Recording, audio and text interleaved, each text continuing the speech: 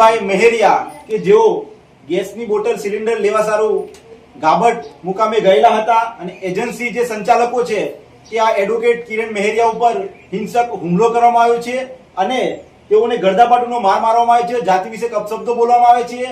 કિરણભાઈ મહેરિયા હાલ સારવાર લઈ અને પોલીસ સ્ટેશન મુકામે ગુનો રજીસ્ટર કરવા માટે ગયા હતા, પરંતુ હાલ તેઓ પોતાના ઘરે આવ્યા છે અને તેઓના ઘરે અમે સામાજિક એકતા જાગૃતિ મિશન દ્વારા રૂબરૂ મુલાકાત લઈ અને અરવલ્લી એસપી શ્રી મનોહરસિંહ જાડેજા સાહેબને ટેલિફોનિક વાતચીત કરી અને ગુનો રજીસ્ટર કરવા માટે વાતચીત કરેલ છે।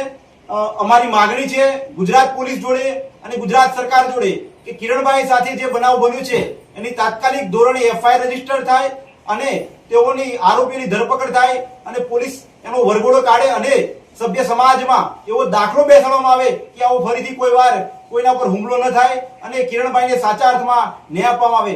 જો કિરણભાઈની ફરિયાદ રજીસ્ટર કરવામાં ન આવી તો અમે ગાંધી ચિંધ્યા માર્ગે આંદોલન કરવાની પણ પૂરેપૂરી તૈયારી દાખવીએ છીએ। તો ગુજરાત સરકાર અને પોલીસ પ્રશાસનને અમે નમ્ર વિનંતી કરીએ છીએ કે તાત્કાલિક ધોરણે કિરણભાઈ સાથે જે બનાવ બન્યો છે તેની તુરંત એફઆઈઆર રજીસ્ટર કરવામાં આવે। જય ભારત।